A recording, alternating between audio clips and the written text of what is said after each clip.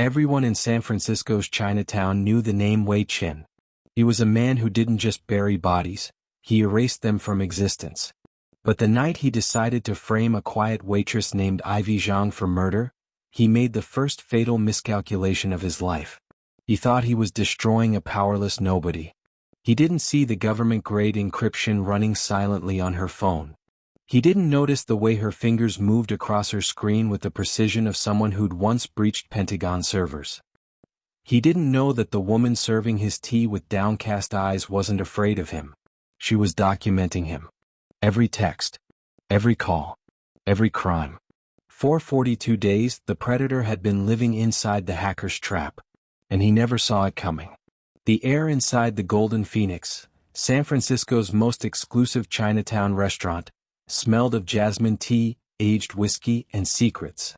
It was a specific kind of secrecy, the kind that hung heavy beneath the soft clink of porcelain teacups and the murmur of Mandarin conversations.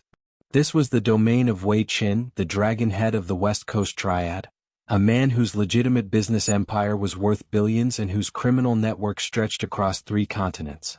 His power was absolute. His reach was infinite. And his hands? Always gloved in fine Italian leather. Never a fingerprint. Never a trace. Ivy Zhang adjusted her thick-rimmed glasses, keeping her head bowed as she navigated between tables with a tray of dim sum. She had been working at the Golden Phoenix for 3 months. In that time she had perfected the art of being invisible. She wore her server's vest 2 sizes too large to hide the lean, wiry frame of someone who survived on coffee and code. She walked with a slightly apologetic shuffle, masking the sharp, efficient movements of a woman who'd once infiltrated the Pentagon's most classified networks. Her hair was pulled back in a messy bun. Her nails were unpolished. Her makeup was minimal. Everything about her screamed ordinary. Here she wasn't Ghost Protocol, the legendary hacker who'd exposed a massive government surveillance conspiracy. Here she wasn't the MIT dropout with a $3 million federal bounty on her head. Here she was just Ivy. The nervous girl. The forgettable face. The nobody who refilled teapots and cleared plates without ever making eye contact. More tea, a voice commanded from the VIP room in the back. Ivy's stomach tightened. The VIP room. The dragon's lair. She picked up a fresh pot of oolong, steam curling from the spout like smoke from an incense burner, and pushed through the heavy silk curtains that separated the public dining area from the private sanctum where Wei Chin conducted his real business. The room was decorated in dark mahogany and deep crimson, traditional, elegant, menacing. Wei Chin sat at the head of a round table, looking like an emperor holding court. He was in his mid-50s, distinguished and impeccably dressed in a charcoal brioni suit with a blood-red pocket square. His salt and pepper hair was slicked back, his face was unlined despite his age, and his eyes, cold, calculating, utterly devoid of empathy, tracked her every movement like a snake watching a mouse. Surrounding him were his inner circle. Marco, his enforcer, a muscular man in his 30s with hard eyes and scarred knuckles. Chinwei's accountant, a nervous man perpetually wiping sweat from his brow. And tonight's special guest, Danny Liu, a lieutenant from the rival Red Pole gang, sitting stiffly with the rigid posture of someone who knew he was in danger. "Yes, sir. Right away." Ivy's voice was soft, intentionally timid and apologetic. She approached the table, her eyes fixed on the teapot. The cardinal rule of her new life was simple: do not be remembered. As she leaned forward to pour tea into Wei's cup, she felt his gaze on her. Heavy. Assessing. She forced her hand to tremble slightly, playing the part of the scared girl, but her mind was racing through calculations. 6 weeks ago she'd accidentally bumped into Wei in the restaurant hallway, dropped a tray, apologized profusely, helped pick up his phone.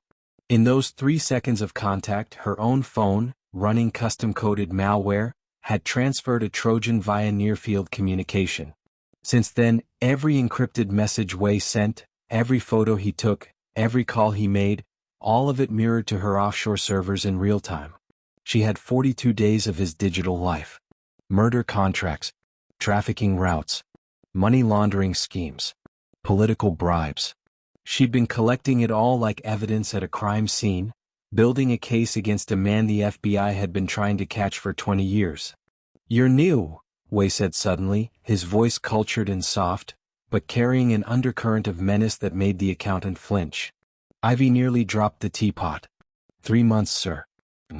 I'm sorry if my service isn't.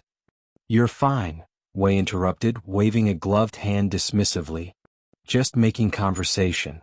But his eyes said something different. They were studying her the way a forensic analyst studies evidence, looking for inconsistencies, for lies, for threats. Ivy finished pouring and backed away toward the curtain, desperate to escape that predatory gaze. "Wait," Wei said. She froze. "You dropped something." Ivy's blood ran cold. She looked down. Her phone, her encrypted, illegal, government-defying, life-or-death important phone, had slipped from her vest pocket and was lying on the carpet. Marco picked it up before she could move. He glanced at the screen, locked thankfully, and handed it to Wei. "Careful with your belongings," Wei said, turning the phone over in his gloved hands. "You never know who might be curious."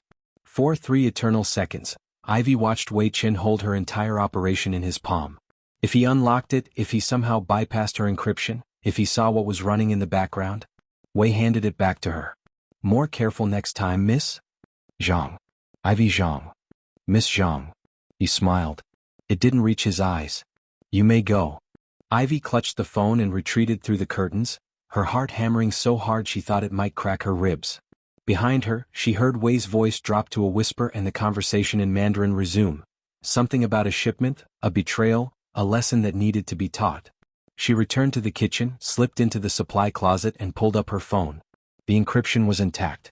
The mirroring software was still running. The data stream from Wei's phone was still flowing into her servers like blood from an open wound. But something else caught her attention. A new message thread on Wei's phone, opened just minutes ago. "Lou is skimming. Handle it tonight. Make it clean." "Understood, sir."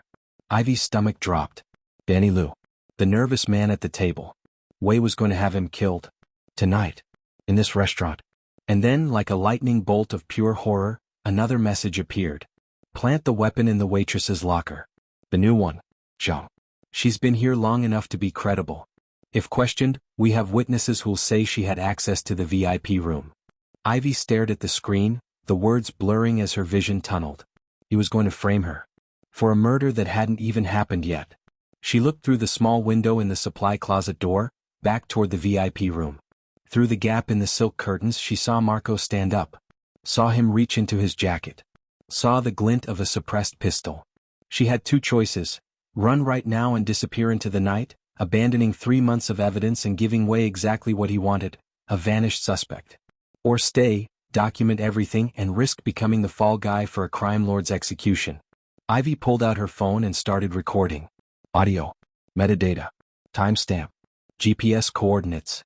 If Wei Chin wanted to frame her for murder, she'd make damn sure she had proof of her innocence. And maybe, just maybe, she'd finally have enough evidence to bury him. The sound of a muffled gunshot echoed from the VIP room. The game had just changed. The muffled pop from the VIP room was barely louder than a champagne cork, but Ivy knew exactly what it was. She'd heard that sound before, in a documentary about assassinations she'd watched during a sleepless night in a Detroit motel, back when she was still learning how to be invisible. Her hands froze over the dumpling she was plating. Through the small circular service window that connected the kitchen to the VIP room, she saw Danny Lou's body slump forward onto the table, tea spilling across white porcelain like watercolor paint mixing with blood. Marco stood behind him, suppressed pistol still raised, his face expressionless. Efficient. Professional. Dead inside. And then Wei Chen's eyes found hers through that window. 4-3 heartbeats, they stared at each other across 20 feet of space that felt like 20 miles. His expression didn't change, no panic, no anger, no concern. Just calculation. The cold mathematical assessment of a man deciding how to solve an unexpected problem. Ivy's mind screamed at her to run, but her body had locked up completely. She was 17 again, frozen in her MIT dorm room as federal agents pounded on the door, shouting about national security violations and 20-year prison sentences. She was 23 again, watching news footage of 3 FBI agents killed in a raid gone wrong. A raid triggered by the surveillance program she'd exposed, by her righteousness, by her belief that truth mattered more than consequences. Miss Zhang. Wei's voice drifted through the window, soft as silk, sharp as a blade. Please come clear the table. We've had a medical emergency. Her legs moved before her brain could catch up. Self-preservation instinct from 18 months of running. Do what they say, don't make them angry, become smaller, become forgettable, survive, survive, survive. She pushed through the door into the VIP room. The smell hit her first, gunpowder mixing with jasmine tea and the copper tang of blood. Danny Liu sat perfectly still, his forehead resting on the table, a small hole at the base of his skull leaking dark red onto the white tablecloth. Poor man had a stroke, Wei said calmly, sipping his tea. Very tragic. Marco, please call an ambulance. And Miss Zhang? His gloved hand gestured to the pistol lying on the side table, next to a stack of napkins. Clean that for me. It's a family heirloom. Very valuable. I'd hate for it to get misplaced. Ivy's hands trembled as she picked up the weapon. It was still warm. Her fingerprints pressed into the metal as Wei watched with the intensity of a scientist observing an experiment. Wipe it down carefully, he instructed. Every surface. We can't have it getting dusty. She understood then. He was marking her. Making her complicit. Covering the murder weapon in her prints while his own gloves left nothing behind. That night, Ivy was the last one in the restaurant. The ambulance had come and gone, taking Danny's body, stroke victim, to the morgue. The other staff had left. Even Marco had disappeared into the San Francisco fog.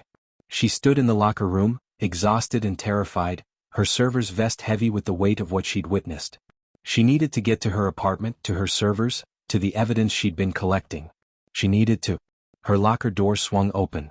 There, wrapped in a kitchen towel with her name embroidered on it, was the pistol. The one she'd handled. The one covered in her fingerprints. The one that killed Danny Liu.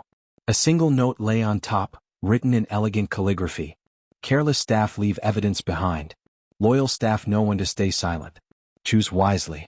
WC. The world tilted. This wasn't just a threat, it was a frame. Perfect, meticulous, unbeatable. Her prints on the murder weapon. Her presence in the room. Witnesses who would say whatever Wei told them to say. She was Ghost Protocol, the hacker who'd outsmarted the NSA, and she'd just been checkmated by a man in leather gloves. Sirens wailed outside, close, getting closer. Red and blue lights strobed through the front windows. The door burst open. Detective Sarah Kim stepped through, flanked by 4 uniformed officers, her badge gleaming under the fluorescent lights. Her eyes, sharp, intelligent, apologetic, locked onto Ivy's face. Ivy Zhang, Sarah said, her voice steady but not unkind. We need you to come with us. Now. And please, don't touch anything in that locker. Ivy's phone buzzed in her pocket. One new message from an unknown number.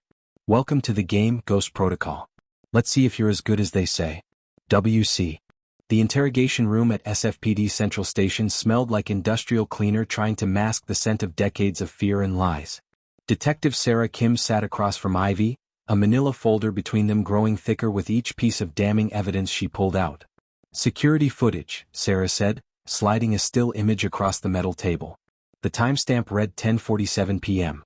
It showed Ivy, clear as day, pushing through the VIP room curtains. This puts you in the room at the exact time of death.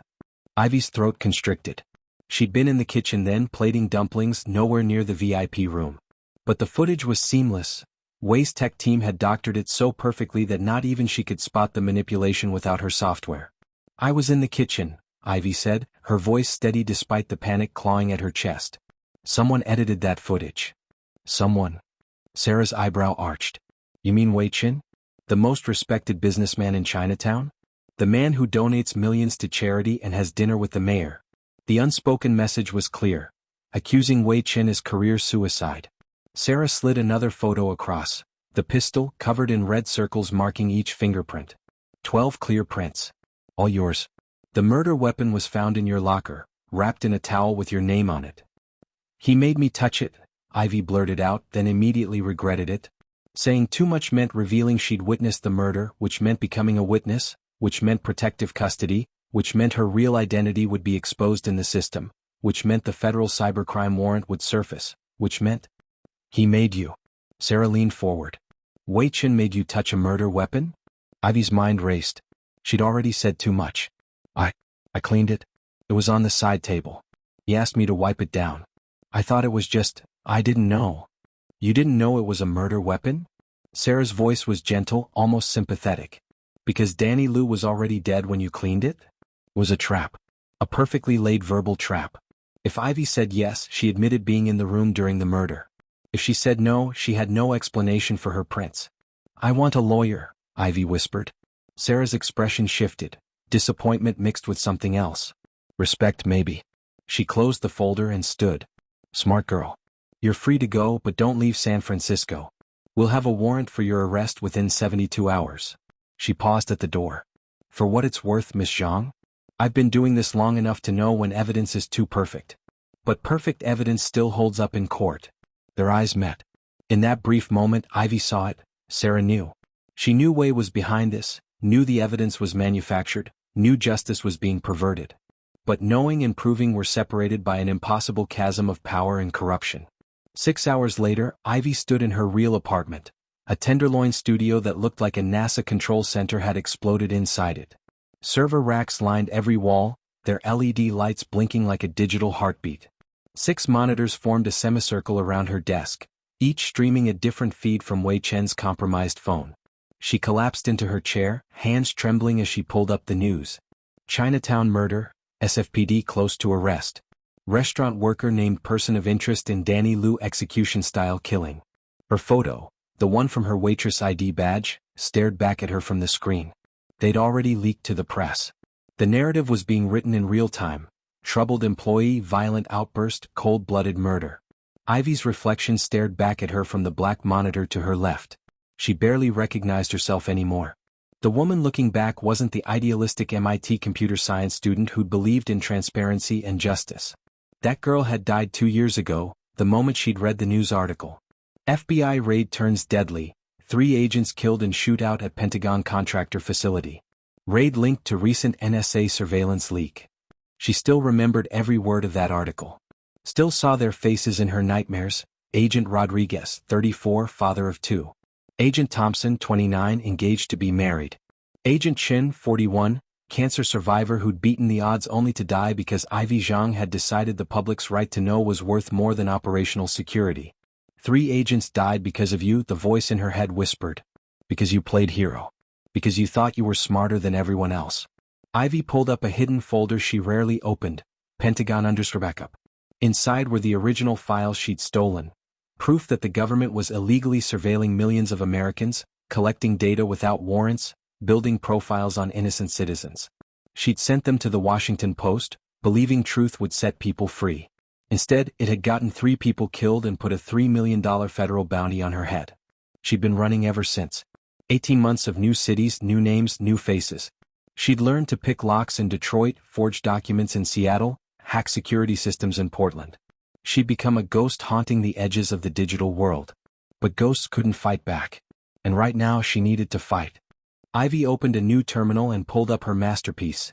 6 weeks of Wei Chen's digital life, captured through a hack so elegant it made her proud even now. The flashback played in her mind like a movie she'd watched 1,000 times. 6 weeks ago. Golden Phoenix. Evening rush. Wei Chen walking toward the restroom, phone in hand, checking messages. Ivy approaching from the opposite direction, carrying a tray of soup bowls. She'd planned the collision down to the millimeter, dropped the tray just as they passed, bowls clattering, soup splashing, but not on him, never on him. Profuse apologies. Helping him pick up his phone that had accidentally fallen. 3 seconds of contact, her own phone pressed against his, NFC malware transferring faster than thought. More apologies. Wei dismissing her with barely a glance because who notices the help? Who suspects a clumsy waitress of running government-grade cyber weapons? The malware had rooted his phone in seconds. Every text message, every photo, every encrypted app, all of it now mirrored to her offshore servers in real time. For 6 weeks, she'd been inside Wei Chen's digital empire, watching him order murders, coordinate human trafficking shipments, launder money through a dozen shell corporations. She'd told herself it was insurance. Protection. A way to ensure that if Wei ever discovered who she really was, she'd have leverage. She'd never imagined he'd frame her for murder. Ivy pulled up the crown jewel of her surveillance. Video footage from Wei's own phone, accidentally left recording on the VIP table during Danny Lou's execution. There was Marco raising the suppressed pistol. There was the execution. There was Wei, calm as a surgeon, giving instructions, plant the weapon in the waitress's locker. The new one. Zhang. She had everything. Murder. Conspiracy. Evidence tampering. Enough to send Wei Qin to prison for life.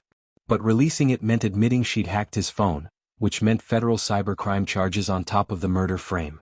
She'd trade one cell for another. Run, her survival instinct screamed. New city. New name. You've done it before. You can disappear. Her fingers hovered over the keyboard, ready to execute the wipe protocol that would erase her digital footprint from this apartment in 90 seconds. But then she saw it, a file on Wei's phone she'd somehow missed. Recent. Uploaded 3 hours ago. Title, Ghost Protocol Brigade. Her hands went numb as she opened it. Inside was her MIT graduation photo. Her real name, Ivy Zhang. Her known aliases. And a bounty breakdown. Federal cybercrime warrant, $3 million Chinese intelligence, Pentagon leaked $2 million private contractor bounty. $1.50 million new, San Francisco PD, murder suspect, $500,000. Wei hadn't just framed her for murder. He'd turned her into the most wanted hacker in 2 hemispheres and was now adding violent criminal to her resume. Running wouldn't save her anymore. They'd hunt her forever. 3 agents died because of me, Ivy whispered to the empty room, her voice cracking. I won't let Wei frame another innocent person. Not this time. Not ever again. She created a new folder, down. Began uploading every incriminating file. Every murder. Every crime. Her phone buzzed. Unknown number. Her heart stopped. The message read, the locker. That was deliberate. He wanted you to find it. You have an ally inside. Ivy stared at the screen, mind racing. Marco? The enforcer who'd executed Danny Liu? The man who'd wrapped the murder weapon in her towel? Before she could process it, a second message appeared, parking garage. 3M. Level B2. Northeast corner. Come alone. I can prove you're being framed. But if you don't show, you're dead by morning. He's already sent the kill team. A third message, this one an image. Her apartment building, photographed from across the street. Timestamp, 14 minutes ago. They're watching you now. Back exit. Fire escape. Ivy's blood turned to ice. She pulled up her own security cameras, the ones she'd secretly installed in the hallway. There, on the 3rd floor landing, 2 men in dark jackets, one speaking into a radio. Wei wasn't waiting for the police. He was cleaning up loose ends. She had 2 choices: trust a mysterious message from possibly the man who'd murdered Danny Liu, or stay here and wait for Wei's killers to finish the job. 3 agents died because you trusted the wrong people, her mind screamed. But 3 agents had also died because she'd run instead of fighting. Ivy grabbed her laptop, her backup drives, and the Glock 19 she'd bought from a pawn shop in Oakland and sworn she'd never use. At 2:47 a.m., she climbed out her fire escape into the San Francisco fog, running toward either her only ally or her final betrayal. Behind her, she heard her apartment door splinter open. The hunters had arrived.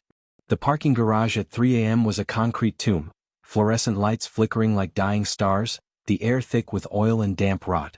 Ivy crouched behind a support column on level B2, her laptop bag slung across her chest, pepper spray in her left hand, taser in her right, and the Glock pressing against her spine like a guilty conscience. Footsteps echoed through the empty structure. Slow. Deliberate. Not trying to hide. I know you're here, a male voice called out. Marco's voice. I'm alone. I'm not armed. Ivy's finger tightened on the taser trigger. Prove it. Marco emerged from the shadows, hands raised above his head, phone screen glowing in his palm. Even in the dim light, she could see the text displayed. Please. I'm not here to hurt you. Stop right there, Ivy commanded, her voice steadier than her hands.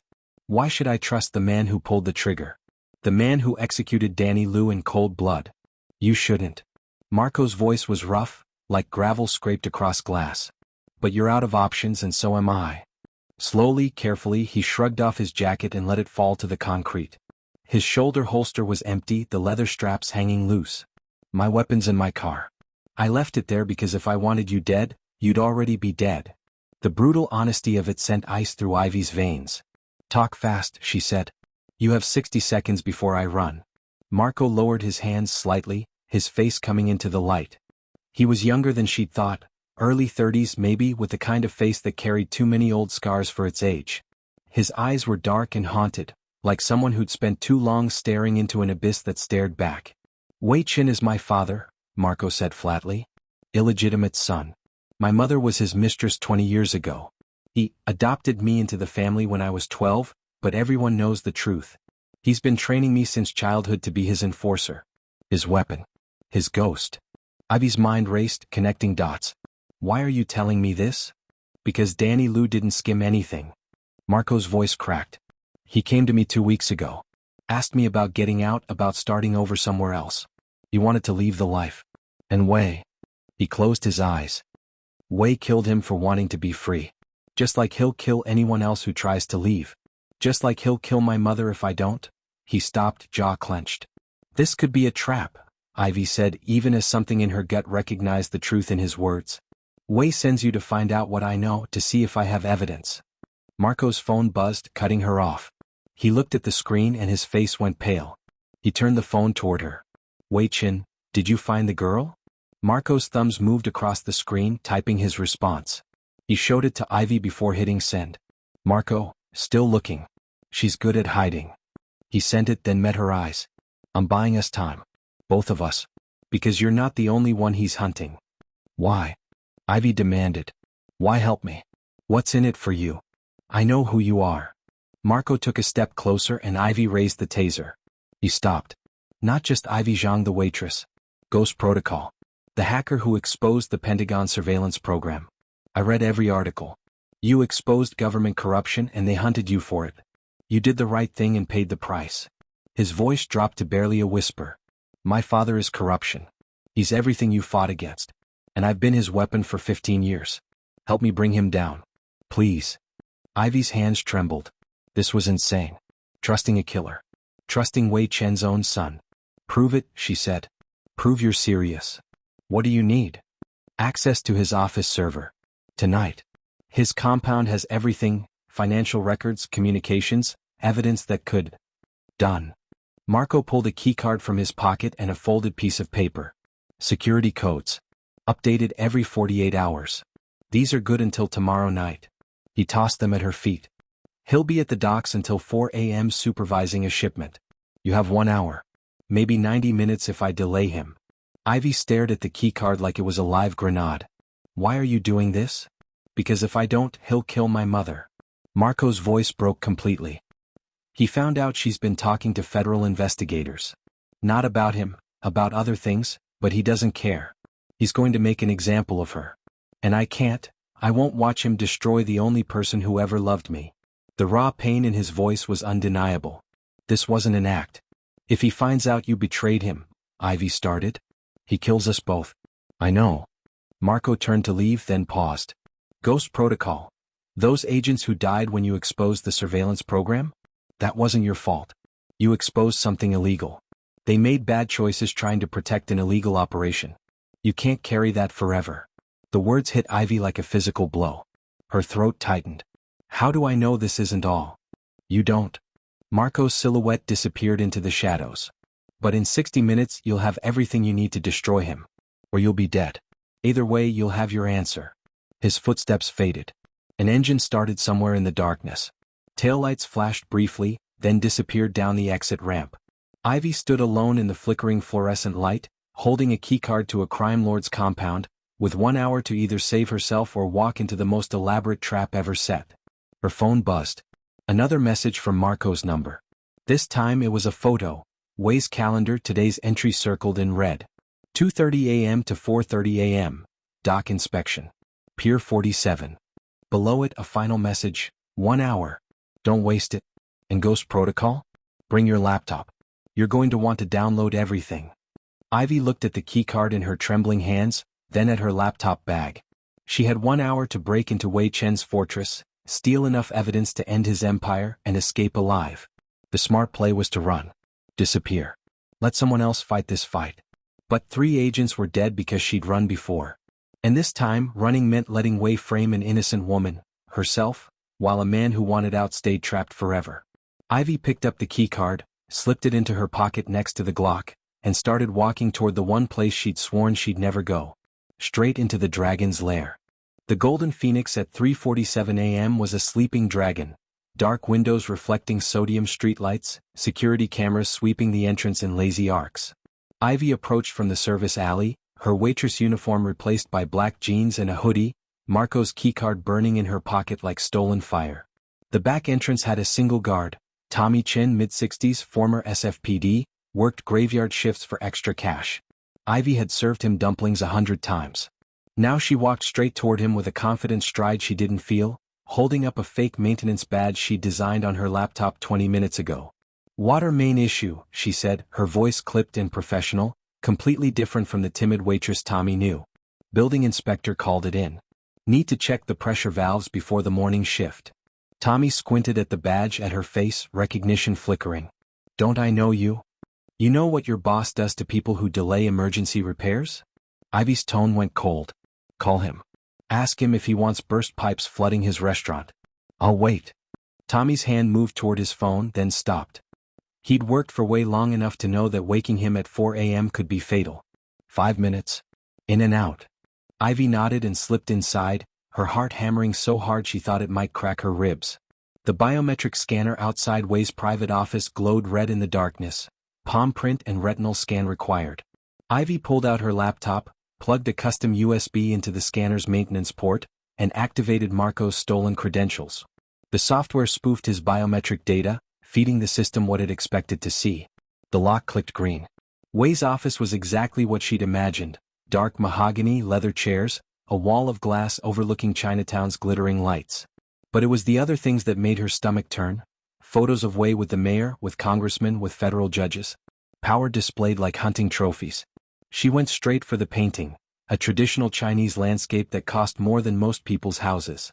Behind it, exactly where Marco had said, was a biometric safe. But this one needed a 6-digit code. Ivy's fingers hovered over the keypad. She pulled up Marco's encrypted text. "Try his son's birthday. He's sentimental in the worst ways." She typed, "August 15th, 93. The safe opened with a whisper. Inside were physical ledgers bound in leather, USB drives labeled with dates and locations, and photographs, crime scene photos of bodies, Wei's signature leather gloves visible in several shots. Evidence he kept as insurance, as leverage, as trophies. Ivy photographed everything with her phone, then plugged her laptop into Wei's computer. The cloning software activated, progress bar crawling across her screen, 18% complete. Her hands moved on autopilot, installing backdoors into his system, creating mirror servers, downloading encrypted files. The progress bar hit 47%. Then headlights swept through the office windows. Ivy's blood turned to ice. Wei's Mercedes pulling into the front parking lot. He wasn't supposed to be back for another 40 minutes. The progress bar, 51%. Estimated time remaining, 2 minutes, 17 seconds. Ivy's hands shook as she tried to speed up the transfer, but it was already running at maximum capacity. Wei's car door slammed. She heard his voice through the window, calm, controlled, giving orders to someone on the phone. 90 seconds remaining. Footsteps in the hallway. Keys jingling. 75 seconds. Ivy's vision tunneled. She couldn't leave the laptop, it would show exactly what she'd stolen. But if she stayed, she was dead. Her phone buzzed. "Marco, stall him now." Through the window she saw Wei's phone light up. He stopped walking, answered it. His body language changed, tension, anger. He turned and started running back toward his car. Marco's voice carried faintly through the window. "Shipment compromised, Coast Guard, move now." Wei's Mercedes reversed violently, tires squealing as he sped back toward the docks. The progress bar hit 100%. Ivy ejected the USB, closed all programs, replaced everything in the safe exactly as she'd found it. The painting went back on the wall, the biometric lock re-engaged. But as she turned to leave, Wei's computer screen caught her eye. His recent search history still open. Ghost Protocol MIT hacker, Pentagon surveillance leak 2023. Ivy Zhang alias Ghost Protocol federal warrant. Horror flooded through her. He was researching Ghost Protocol. He didn't know Ivy the waitress was the hacker, not yet, but he was investigating. Getting close. Her eyes dropped to his email inbox. The top message, marked urgent, from an address ending in .cn. Subject, high-value target, Ghost Protocol location exchange. She clicked it with trembling hands. The email was in Mandarin, but her translation software rendered it in seconds. Confirmed, $10 million for Ghost Protocol, delivered alive to Beijing. Target is believed to be in San Francisco area. Our sources indicate federal warrant active. Suggest coordinate with local police to locate and extract. Ministry considers this highest priority. Target exposed our Pentagon assets. Example must be made. Wei's response sent 3 hours ago. Target identified. Currently framing for murder to facilitate capture. Will deliver within 1 week. Expect full payment upon transfer. Ivy's legs nearly gave out. Wei wasn't just framing her for murder, he was planning to sell her to Chinese intelligence. A foreign government that would make her disappear into a black site prison forever. Footsteps in the hallway, the guard making rounds. Ivy ran for the ventilation grate, prying it open with hands that no longer felt like her own. The metal ductwork was barely wide enough to crawl through, sharp edges cutting her palms as she pulled herself inside. She heard the guard enter the office below, flashlight beams sweeping the room. Thought I heard something? Ivy held her breath, pressing herself flat against the metal, laptop bag cutting into her ribs. The guard lingered for 30 eternal seconds, then left. Ivy crawled through the ventilation system, following Marco's hand-drawn map, until she reached the roof access. The adjacent building was 8 feet away, close enough to jump if she was insane enough. She was. Ivy landed hard on the opposite roof, shoulders screaming in pain, but she was across. She ran, jumped to the next building, climbed down a fire escape, and didn't stop until she was 3 blocks away, gasping in an alley that smelled like garbage and salvation. Back in her server farm apartment, Ivy plugged in the clone drives. 6 weeks of communications. Physical evidence photos. Financial records proving money laundering across 12 countries. Murder contracts. Trafficking routes. Everything. She pulled up Wei's current phone location, still at the docks, 40 minutes away. But then she saw the computer search history she'd photographed. Wei was hunting Ghost Protocol. He'd connected the Pentagon leak to San Francisco. He was getting close. And when he finally connected Ivy Zhang the waitress to Ghost Protocol the hacker, he wouldn't just frame her for murder. He'd sell her to a foreign government and watch her disappear forever. Her phone buzzed. Marco, did you get it? Ivy's hands shook as she typed, everything. But he's hunting me. He knows Ghost Protocol is here. Marco's response came instantly, then we have less time than I thought. He'll figure it out. Maybe days. Maybe hours. We need to move now. Another message, meet me tomorrow. I have more intel. But Ivy, he's not the only one hunting you. Check your federal warrant database. Ivy's fingers flew across her keyboard, accessing the dark web portal where federal warrants were posted. She pulled up her own file. The bounty had been updated 3 hours ago. Ghost Protocol Ivy Zhang. Federal warrant, $3 million. Chinese intelligence, $10 million. SFPD murder warrant, $500,000. Total bounty, $13.5 million. And at the bottom, a new addition that made her blood freeze. U.S. Marshals Service, Federal Fugitive Task Force en route to San Francisco. ETA 48 hours. Suspect considered armed and dangerous. Shoot to kill authorization granted if suspect resists. The federal government was coming for her in 2 days. Wei Chen was hunting her right now. And somewhere in the digital evidence she'd just stolen was either her salvation or her death sentence. The game had 48 hours left to play. And Ivy Zhang was running out of moves. Thank you for watching part 1. Watch out for more intrigues in part 2. Please subscribe to my channel for more videos on the channels.